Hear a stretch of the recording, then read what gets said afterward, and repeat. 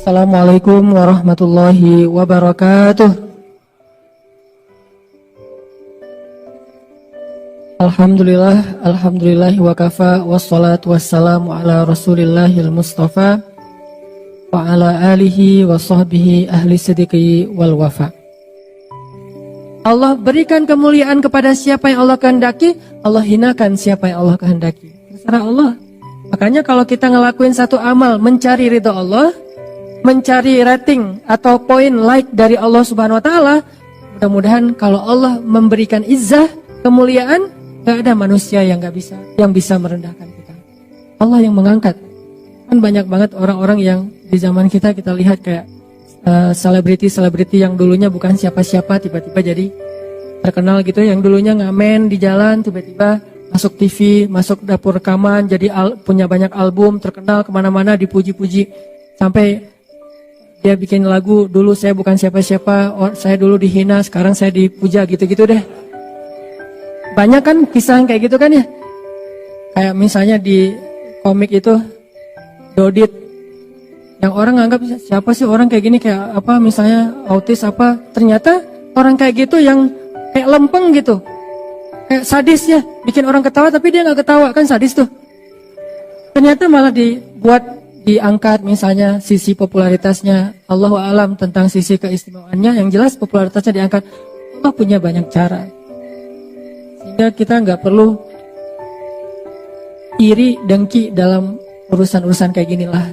Kalau mau, kan kita tuh kenapa sih kita memamerkan amal soleh kita atau kebaikan kita? Biar dipuji orang. Padahal ketika kita memamerkan, orang malah nggak memuji. Ketika kita riya, kita sombong, orang malah nggak menghargai kita. Kalau kita pengen dihargai, mendingan kita mencari perhatian Allah, capernya ke Allah gitu. Karena kalau Allah udah berkenan kepada kita, akan Allah angkat. Dan kalau Allah angkat, nggak ada yang bisa merendahkan. Itu kan yang dikatakan Nabi kepada Ibnu Abbas. Ketika Nabi lagi boncengan sama Ibnu Abbas, mungkin lagi kemana gitu, lagi ke pasar berdua sama Ibnu Abbas boncengan. Ibnu Abbas di belakang. Nabi bilang, ya gulam, anakku, ihfazillah. Pasca, yang perlu kamu jaga itu Allah, bukan manusia. Jadi jaga perasaan Allah. Kalau kita menjaga perasaan manusia, karena Allah. Kayak misalnya, jaga perasaan orang tua, karena Allah yang nyuruh. Jaga perasaan guru, karena Allah yang nyuruh.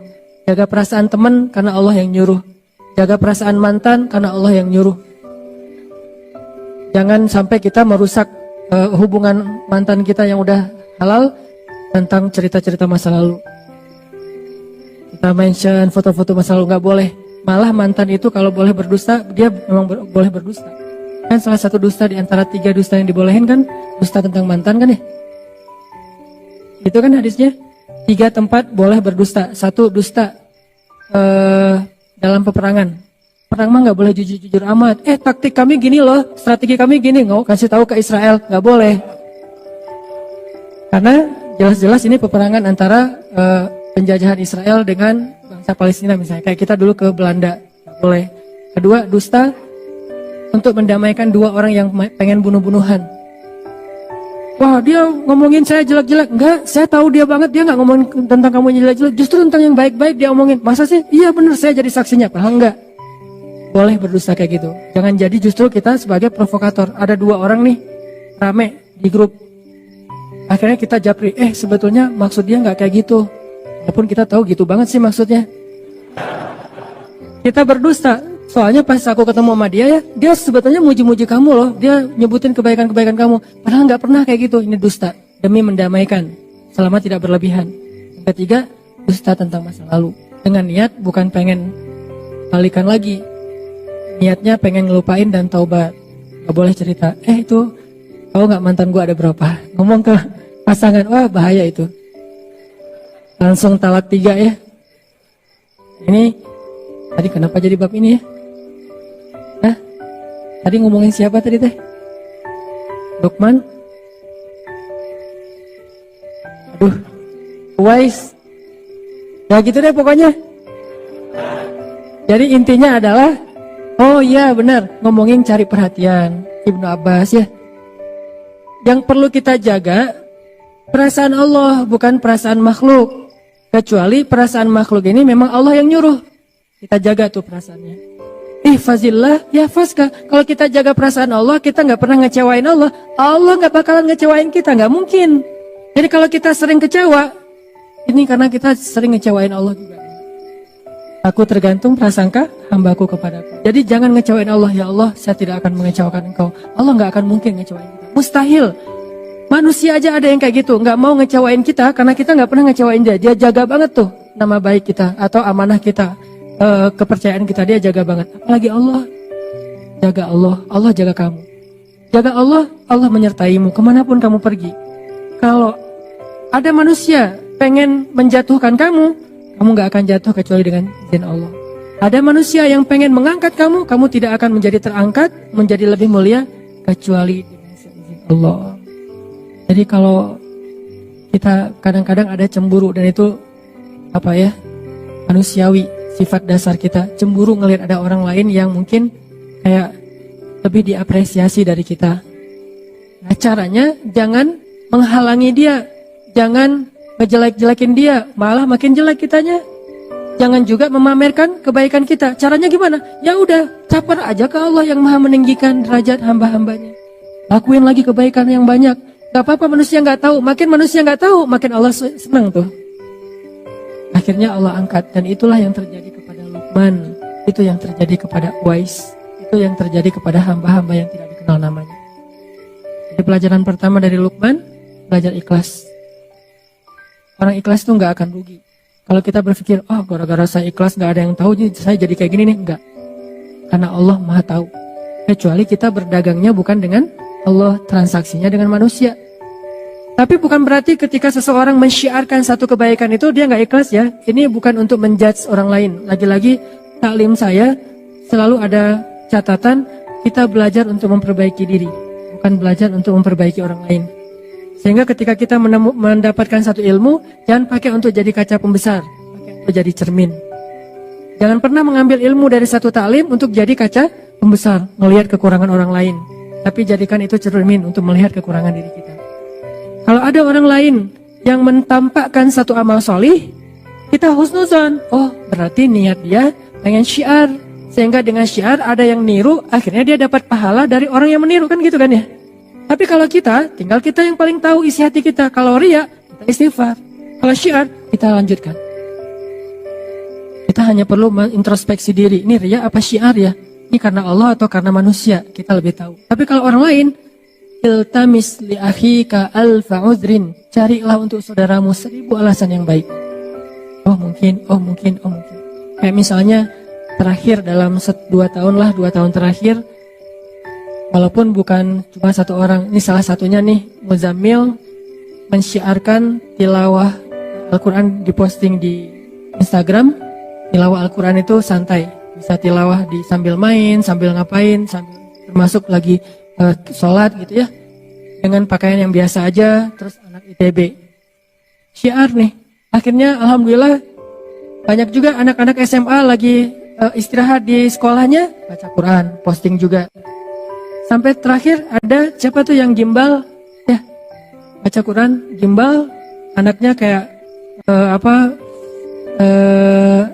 reggae banget lah, anak reggae tapi tilawahnya keren gitu kan ya. Ini berkembang terus nih trennya. Berarti kalau niat Muzammil dulu adalah syiar, man sanna sunnatan hasanah, siapa yang mencontohkan suatu contoh yang baik, maka dia dapat pahala dari orang yang mencontohinya tanpa mengurangi pahala mereka. Sebaliknya juga, dulu mungkin kita ngelakuin satu keburukan ditiru oleh orang lain, berarti kita juga mendapatkan dosa dari orang yang meniru tanpa mengurangi dosa mereka. Na'udzubillahi min dzalik. Jadi nggak menjudge orang lain. Cuman untuk diri kita harus hati-hati. Kadang-kadang awalnya sih syiar, tapi lama-lama syiar plus riya. Kayak mau ngaji pas ngaji di rumah biasa-biasa aja, pas ngaji di halte dibagus-bagusin. Kenapa? Biar jadi syiar kan. Mudah-mudahan gara-gara saya ngaji di halte keluarin Quran, padahal nggak pakai Quran juga, pakai HP juga bisa kan. Tapi kalau HP kan nggak ketahuan lagi ngaji, bisa aja lagi chat gitu. Sengaja dia HP ada sih aplikasi mushaf, tapi dia keluarin Quran ngaji gitu. Niat awalnya syiar, biar ditiru sama yang lain. Ternyata orang-orang pada ngelihat ke arah dia, dibagus-bagusin bacaannya. Alhamdulillah nih, pas udah ditiru, rame orang yang kayak gitu. Halte-halte mulai banyak yang ngaji, dia ngomong dalam hatinya, ini gua yang pertama ngelakuin. Betul kan? Ini nih, ujiannya sih di situ. Bukan gara-gara itu kita jadi nggak bersyiar. Itu godaan setan juga tuh. Lo nggak usah beramal soleh daripada ria. Itu setan gitu juga tuh. Lo mending kalau ngaji biasa-biasa aja deh daripada ntar dibilang suaranya bagus. Oh iya ya, ya udah. Bismillahirrahmanirrahim. Alhamdulillahirabbil alamin. Ustaz, kenapa ngajinya gitu? Takut ria. Nggak gitu-gitu amat sih. Itu juga jebakan setan. Dah, udah ngajinya biasa-biasa aja. Ada yang ngajinya bagus. Kayak dia doang yang bisa ngaji bagus. Gua sebetulnya bisa, tapi gua mah ikhlas. Ria juga kan ya? Sama aja sebetulnya. Makanya islahul qulub, tazkiyatun nufus, perbaiki hati kita.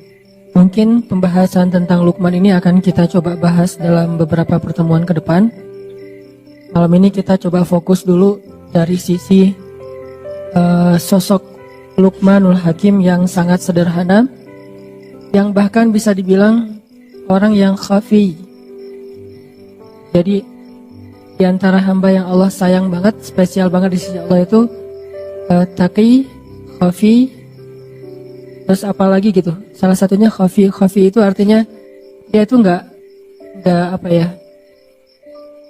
mau terkenal. Walaupun terkenal itu bukan sesuatu yang negatif. Karena banyak juga sahabat justru karena ketenarannya maka efek kebaikannya lebih viral. Tapi ada orang yang memang memilih nggak mau terkenal. Kalau sahabat Nabi yang kayak gini siapa? Nanti teman-teman bisa cari cerita tentang dia. Abu Dzar Al-Ghifari. Abu Dzar tuh gitu banget tuh. Gak mau dia sama sekali tuh orangnya tuh nggak mau kalau dipuji atau terlihat agak sedikit menikmati dunia itu nggak mau banget. Padahal menikmati dunia itu nggak dilarang dalam agama. Tapi dia memilih jalannya sendiri yang memang pengen khafi banget, pengen uzlah, pengen menyendiri gitu. Itulah Luqman. Dia nggak menjadi orang yang tampil, tetapi Allah Subhanahu Wa Taala Maha Tahu. Makanya bukan berarti kita nggak boleh tampil sama sekali, nggak. Kadang seorang mukmin harus menampilkan kebaikan agamanya supaya orang-orang menghargai agama Allah. Kayak Utsman bin Affan. Utsman itu kan orangnya menampilkan ya satu yang baik-baik dari agama, kayak penampilan menariknya. Dia pakai jubah yang khas gitu milik Utsman. Gak mungkin ketukar sama yang lain karena gak standar jubahnya. Sendalnya tuh pasti bukan sendal jepit, pasti sendalnya itu sibetiyah, bukan naal. Kalau naal semua sahabat pakai naal, tapi kalau yang sibetiyah cuma beberapa orang yang pakai sendal dengan merek sibetiyah. Nah itu salah satunya Utsman. Sehingga kalau Utsman jalan, orang-orang pada ngelihat, wah penampilan Utsman. Terus pas Utsman ketemu Nabi memperlakukan Utsman beda sama sahabat yang lainnya. Ketemu sahabat lain Nabi biasa-biasa aja, bajunya nggak terlalu rapi, nggak apa-apa. Tapi giliran yang datang Utsman, Nabi rapi-rapi langsung, udah rapi baru Utsman boleh masuk. Jadi boleh terkenal, boleh tampil, boleh syiar, tapi kita lagi bukan belajar tentang bab itu. Kita lagi belajar bab kadang memang ada kondisi yang kita harus menahan diri walaupun nggak diketahui orang. Ada kondisi di mana kita lagi belajar ikhlas, bukan belajar syiar. Syiar itu gampang. Malah kalau kita udah terlatih dengan ikhlas, kita syiar itu lebih keren lagi. Tapi kalau belum terlatih dengan ikhlas, syiar itu bisa jadi jebakan buat diri kita sendiri. Makanya ngomongin syiar itu gampang, semua orang bisa ngelakuin. Tapi ikhlas dalam syiar ini susah banget nih, luar biasa. Kadang-kadang kan keikhlasan kita itu bukan di awal rusaknya, tapi di tengah atau di akhir. Di awal kita tuh udah ikhlas banget. Di tengah ada masalah sama teman-teman kita, mulai kecewa. Tahu gini saya nggak akan ikut, tahu gini saya nggak akan bantu, tahu gini. Kan mulai terganggu nih keikhlasan kita di tengah. Atau kadang-kadang nggak di tengah, di akhir. Pas sudah beres, udah selesai semuanya, udah sukses acaranya, ternyata ada teman-teman yang mungkin qadarullah dengan takdir Allah dia muncul di media. Mungkin dia dipuji-puji sama teman-teman yang lain. Tiba-tiba dia dapat jabatan jadikan sebagai calon ketua organisasi. Dan kita yang habis-habisan nggak ada yang menghargai. Di situ mulai jadi godaan buat kita riya. Dan tahu nggak acara ini siapa di baliknya? Mulai kepancing. Atau ada yang ngecewain kita nih. Kita udah ngelakuin satu kebaikan, ikhlas banget nih awalnya. Saya bantu dia karena Allah di awal. Di tengah, gak apa-apa. Ternyata yang kita bantu itu gak selesai urusannya. Kita tambahin bantuannya, gak apa-apa karena Allah. Di tengah masih ikhlas. Di akhir masih ikhlas. Alhamdulillah dia udah sukses sekarang. Kita ikhlas, gak mau nyebut-nyebut kepada siapapun. Tapi setelah beberapa tahun, kita suatu saat butuh dia. Pas kita butuh dia gak mau bantu kita. Padahal dia bisa membantu kita waktu itu. Mulailah keikhlasan kita terganggu. Mulai kepancing nih. Kayaknya dia lupa ya. Siapa dulu yang membantu dia awal-awal ketika baru merantau, ketika dia masih kuliah. Semuanya saya biayai, keluar satu-satu. Semua yang disebutin itu gugur pahalanya di sisi Allah. Jadi keikhlasannya nggak keganggu di awal, nggak di tengah, nggak di akhir. Tapi sometime, suatu saat nanti entah kapan-kapan gitu. Bisa aja setelah bertahun-tahun baru keganggu keikhlasannya. Habislah pahala yang selama ini udah kecatat di tabungan amal kita, hilang lagi tiba-tiba. Dihack sama riya. Ini yang terjadi. Luqmanul Hakim istimewanya di bab itu, teman-teman. Dia nggak istimewa di bagian ilmu yang banyak, nggak. Dia nggak istimewa dari fisiknya yang kuat. Malah dia orangnya pendek, kulit hitam dari Ethiopia. Kampungnya Bilal bin Rabah. Ada Bilal, ada Wahsy, ada Luqman, ada An-Najasyi. Itu orang-orang Ethiopia. Orang hitam, pendek, budak pula yang diperjualbelikan. Dan ketika dia jadi budak, bukan budak, kan budak itu punya banyak kerjaan nih. Ada budak yang memang dibeli untuk jadi tentara bayaran. Berarti badannya bagus, tangguh nih. Kalau Luqman, dia budak yang kerjanya ngapain? Kerjanya ada yang bilang najjar. Kerjanya itu bantu-bantu tuannya untuk bikin kayak meja tukang kayu lah. Tapi ada juga ulama yang bilang dia bukan najjar. Dia itu yang jagain ternak. Kayak siapa tadi? Uwais. Berarti kan secara fisik nggak banget nih. Nggak good looking gitu. Tetapi karena dia punya keikhlasan, itulah keistimewaannya. Jadi benar hadis Nabi, sesungguhnya Allah tidak melihat kepada fisik kalian. Allah tidak melihat kepada harta kalian. Allah tidak melihat kepada status atau pekerjaan kalian.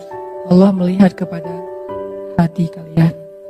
Kalau kita pengen jadi hamba yang istimewa, milikilah hati yang istimewa.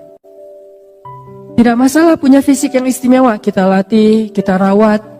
Punya harta yang istimewa, berlimpah. Punya pekerjaan dan status sosial yang istimewa, kerjaannya keren, menghasilkan uang yang banyak, gak apa-apa. Tapi itu semuanya jadi tidak bernilai kalau hatinya gak istimewa.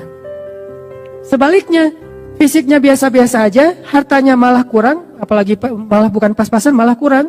Terus status sosialnya cuma budak, kalau hatinya istimewa, Allah angkat tuh. Jadi yang kita coba pelajari, gimana punya hati yang istimewa. Hati yang istimewa itu kalau beramal ikhlas. Kalau ke manusia itu pemaaf. Kalau ke manusia itu rahmah, kasihan, gampang kasihan sama orang lain. Duh kasihan ya. Kalau orang sering kayak gitu tuh, hatinya mulai istimewa. Jangan bilang, kok lemah banget sih, gampang kasihan, gampang maafin. Jadi orang gak punya prinsip. Enggak, dia orang yang istimewa justru. Yang susah maafin itu yang sebetulnya yang gak istimewa. Kalau dibilang, lo gampangan banget sih jadi orang, lo kok lemah banget sih jadi orang, mau aja digitu-gituin sama teman lo. Enggak, justru dia itu istimewa, punya hati yang spesial. Gampang kasihan sama orang lain, gampang gak tegaan, pengen ngasih ke orang lain itu lebih dari haknya. Wafa. Milikilah hati yang istimewa. Toh di zaman Nabi juga ada sahabat yang kayak gitu banget tuh. Yang saya sering mention tentang beliau. Sahabat yang ibadahnya biasa-biasa aja. Cuma standar lah salat wajib, gak ada yang sunnah yang istimewa. Terus sedekahnya biasa-biasa aja, cuman bahkan gak bisa berzakat karena bukan orang kaya. Jihad biasa-biasa aja, bukan mujahid yang keren kayak Khalid bin Walid. Terus keistimewaannya apa sampai Nabi bilang dia itu ahli surga? Kenapa? Karena dia hatinya bersih. Dia tuh gak pernah dengki sama orang lain. Saya pernah bawa umroh jamaah sekitar 30 orang satu rombongan. Macam-macam kan jamaah teh. Ada yang kaya raya, umrohnya 3 bulan sekali. Ada yang setahun bisa umroh sampai 6 kali, sampai 7 kali gitu. Umroh kayak ke pasar baru. BT umroh gitu. Lagi BT sama suami, daftar umroh. Gitu banget. Daftar umroh gara-gara BT sama suami. Saking kayaknya nih. Ada yang umrohnya tuh karena memang nabung sekian lama. Ada yang umrohnya itu diumrohin. Jadi kayak surprise banget, hadiah banget buat dia. Nggak pernah kepikiran bisa umroh. Dari sekian banyak jamaah, ada satu orang bapak-bapak yang menarik perhatian saya. Beliau baru pertama umroh, orang kampung di pelosok Garut apa Tasik gitu. Terus orangnya udah tua, petani. Setiap hari beliau kalau ke sawah, buruh tani bukan petani, buruh tani. Pergi ke sawah itu jaraknya 5 kilo, berarti pulang balik sehari 10 kilo setiap hari. Makanya tawafnya paling getol tuh. Yang lain tawaf sehari sekali, beliau bisa beberapa kali. Asal sholat jamaah tawaf. Nah ini bapak ini orangnya sederhana banget. Bukan orang yang mungkin secara educatednya orang-orang yang berpendidikan tinggi, orang-orang di kota. Enggak, orang kampung yang mungkin cuma lulus SMP atau SD gitu. Bahasa Indonesia nggak bisa. Bahasa Sundanya halus. Kalau bahasa Sunda main mungkin saya masih ngerti nih. Bahasa Sundanya halus gitu. Sehingga diterjemahin sama istri saya. Bahasa Indonesia nggak bisa. Terus orangnya diem, senyum. Senyum tuh setiap hari. Ini orang yang paling sering senyum yang saya lihat. Sampai wajahnya tuh jadi, bentuk wajahnya tuh jadi senyum. Saking rajin senyum kan ya. Kan ada orang yang bentuk wajahnya cemberut, mungkin sering cemberut. Ada orang yang wajahnya emang dia senyum. Dia nggak senyum juga udah senyum gitu teh. Saking sering senyum kebentuk kan. Kayak kita ngelatih otot kita kan kebentuk. Mungkin otot ini nggak tahu ya secara ilmiah. Menurut saya nih, otot wajah itu terbentuk oleh gimana ekspresi wajah kita yang paling sering kan. Kalau kita sering senyum, ototnya pasti keangkat dikit. Jadi kalau mau ngangkat ini, jangan pakai alat-alat atau treatment itu. Senyum aja keangkat dikit deh. Pasti itu. Ada yang pengen ini angkat dikit, jangan disuntik. Senyum. Insya Allah keangkat tuh. Dia mau wajahnya tersenyum. Asal ketemu dia. Jadi kita yang lagi capek kan mengurus jamaah umrah tuh lumayan tuh ya. Apalagi haji itu lelah. Pas datang ke ruang makan, ada beliau lagi makan gitu. Senyum, langsung hilang lelahnya. Ini luar biasa nih. Hampir seperti melihat pasangan, hampir ya, nggak sama. Kalau sama bahaya nanti saya di demo. Hampir seperti melihat pasangan. Memang melihat pasangan beda sih, istimewa. Ini hampir gitu. Kalau belum yang pernah ngerasain melihat pasangan, lihat dia aja cukup lah. Senyum, langsung, Pak gimana Pak? Ngobrol. Alhamdulillah gitu. Dia tawaf sehari beberapa kali nggak pernah ngomong. Kalau yang lain-lain kan pulang, alhamdulillah cium hajar aswad. Dia udah berapa kali cium hajar aswad, diam-diam aja.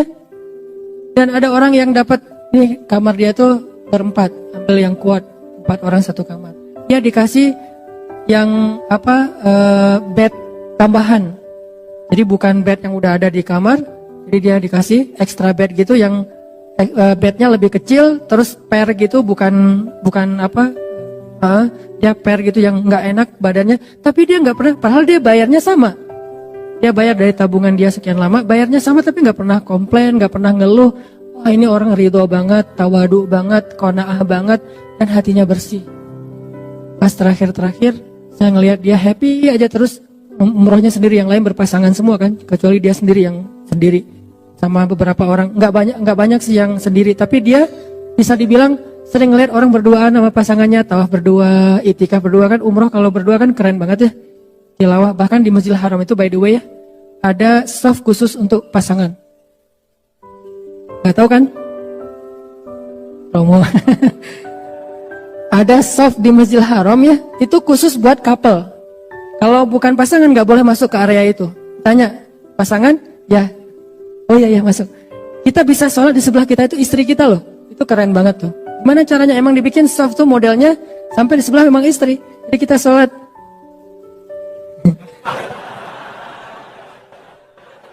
Enggak. Nggak boleh gitu ya. Tapi kadang-kadang gitu juga sih.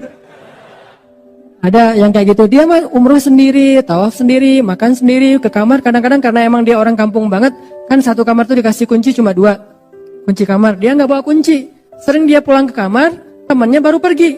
Datang-datang tah jam berapa, dia nungguin aja sendiri. Nggak pernah marah sama temannya. Pas datang, Pak udah lama. Lumayan kata dia, gitu senyum. Datang-datang tidur, berarti lelah banget tuh nungguin sampai masuk ke dalam kamar langsung tidur. Luar biasa nih orang. Pas udah selesai umroh saya tanya ke dia, Pak, apa sih rahasianya kok bisa nyaman kayak Bapak nih? Kayaknya anteng nggak ada masalah dalam hidup. Ya terima aja apa yang Allah kasih. Gitu doang. Ridho, ini hal yang paling berharga yang saya belajar dari dia. Ridho, apapun yang Allah kasih, yang terjadi dalam hidup kita hari ini itu pemberian Allah, terima aja lah. Kalau kita terima pasti bahagia. Karena kalau kita nggak terima dikasih sebanyak apapun nggak bahagia. Sesederhana itu. Ini yang panjang omongan saya nih, dia cuma segitu doang. Terima aja apa yang Allah kasih. Segitu. Saya panjangin jadi teridolah apalah, jadi teori lah ya. Saya yang menteorikan itu nggak bisa kayak gitu. Beliau sederhana tapi bisa. Nah, ada orang yang istimewanya bukan fisik, bukan harta, bukan status sosial, istimewanya hati. Itulah Luqmanul Hakim. Mudah-mudahan kita diberikan hati seperti itu, sehingga Allah Subhanahu wa Ta'ala mencintai kita karena melihat hati kita yang insya Allah tidak pernah dengki kepada orang lain, gak pernah dengki kepada teman kita yang duluan ke pelaminan, biasa aja. Ini ada surat undangan, dia mau nikah, alhamdulillah. Gitu ya, lama-lama diam-diam aja sih, tiba-tiba terjun dari jembatan. Gak ridho aja dengan kondisi yang orang lain dapat nikmat, dia yang paling bersyukur. Orang lain dapat musibah, dia yang sedih duluan. Ini orang luar biasa, hatinya bersih. Luqmanul Hakim. Mudah-mudahan kita bisa mendapatkan kebaikan dalam materi ini. Mohon maaf kalau materinya singkat. Barakallah. Semoga setiap langkah kaki teman-teman ke sini Allah jadikan penggugur dosa dan diangkat derajat di sisi Allah. Subhanakallahumma wa bihamdika asyhadu an la ilaha illa anta astaghfiruka wa atubu ilaik. Assalamualaikum warahmatullahi wabarakatuh.